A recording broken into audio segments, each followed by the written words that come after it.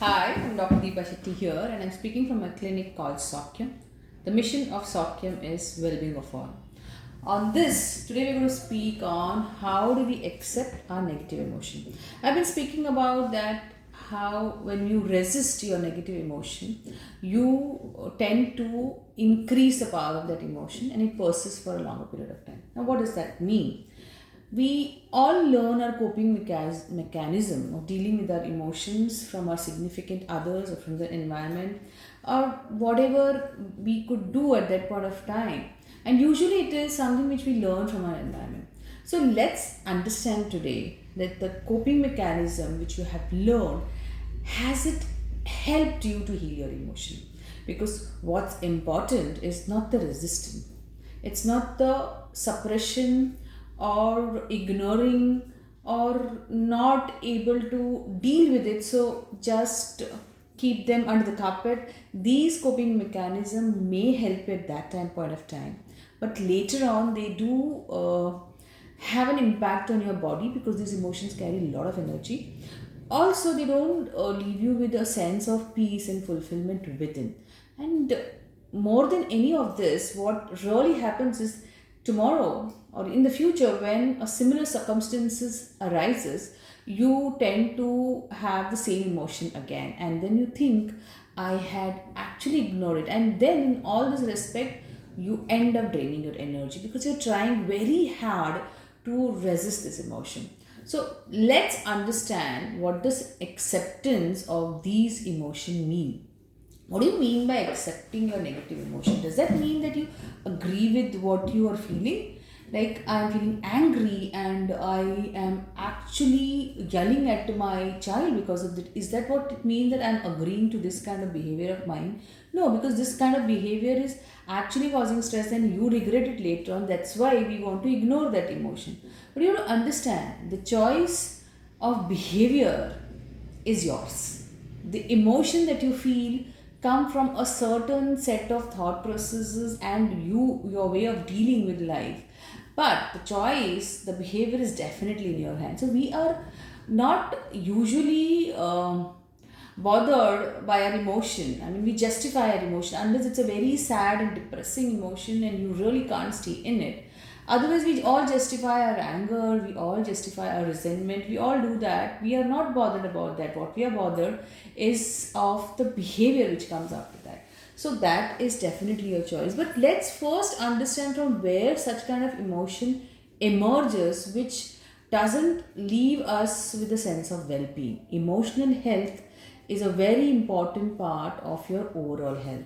So, for which I would like or would want you all to deal with this emotion in a very effective way so that tomorrow, even if you feel this emotion, you have a choice to really respond in a very powerful way. See, finally, if the emotion is taking control over you, you don't feel powerful, but if you are able to take control over your emotion, you definitely feel powerful. Now, control doesn't mean that you have to suppress and repress your emotion.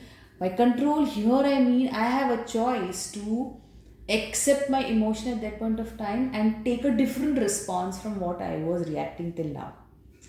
So, how do we do that? First of all, whenever you have an emotion, identify that emotion.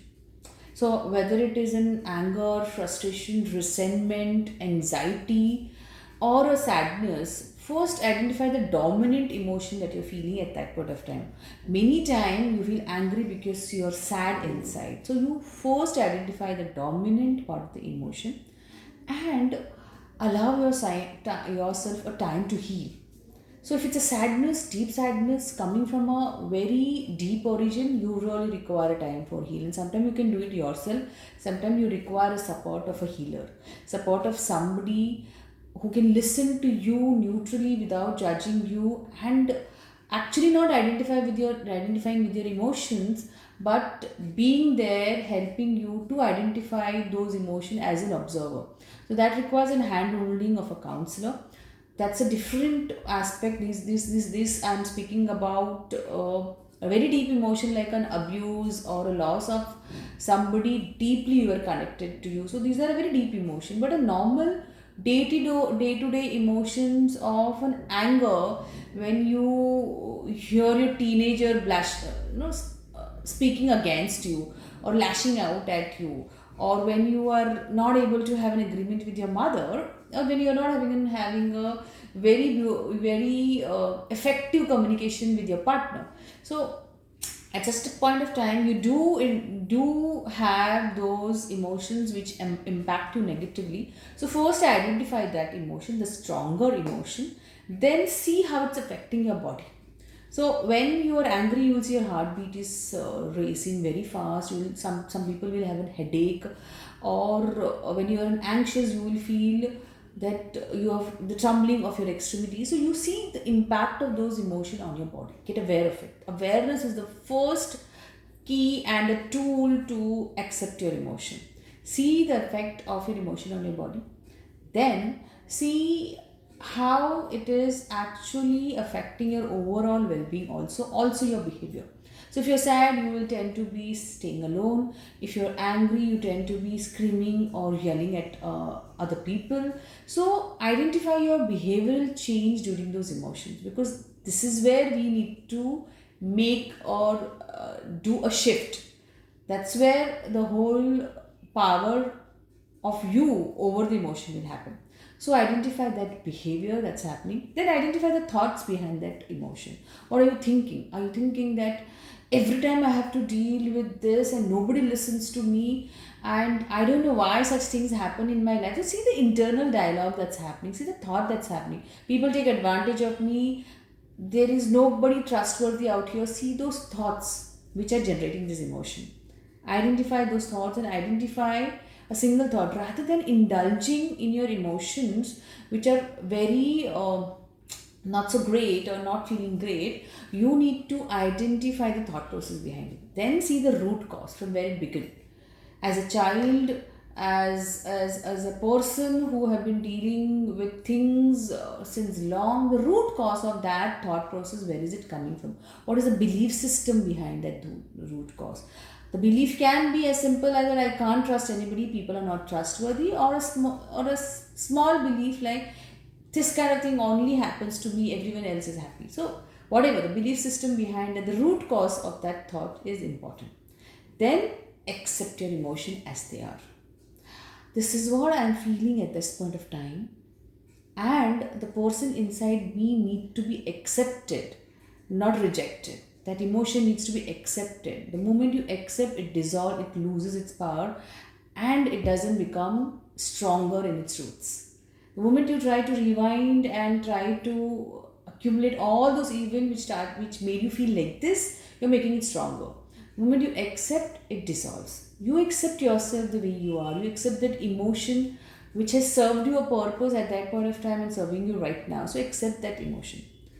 Then come the last step of actually seeing and identifying it in present and choosing a different response than what you had chosen earlier. So if I was angry and I was yelling at my significant others when I'm angry, today I can choose when I'm angry, I can do a kickboxing, that's another healthy way to do it. Or when I identify that thought, I can really see that the anger is coming from nowhere. So choose a response. Sometimes people can write in the diary so that the emotions are out there in the diary and then they loses their impact on your mind. So choose a response which can be healthier for you and others. Sometimes just writing a gratitude journal for all the blessings that you have and concentrating everything that is so good in your life can loosen the power and the impact of these emotions in your life right. Many things like mindfulness which can be practiced, meditation which can be practiced on a daily basis will make you aware of yourself so much that when such emotion arises, you will be mindful of them. And since you've practiced and exercised it so long, it really works at that point of time. It will not be an automatic response. It will be a well chosen response, well in your hand, and the emotions will not affect you. As it is said, being peaceful is not about controlling the environment or event in your life. They are something which will exist as they are. They're supposed to happen this way, it happened like this, it happened. what you do, what you think in your mind at that point of time, and how you respond will make your life more peaceful. It will give you a sense of power over yourself, over your emotion, a sense of confidence within yourself to deal with your emotion can get you a confidence out there in the world. Then nothing can affect you that badly. Hope this video has helped you to really recognize those emotions and don't fight with them. Just accept them with a smile and love. This is also you, and a stronger and powerful you, and a better also you. Better self of yours doesn't come from nowhere, it comes from this self also. So just accept them, and these are the steps which you can really practice and exercise and see how it makes a difference in your life. Do let me know in the comment section how did you like this video. Thank you for listening to me. See you all again. See you soon.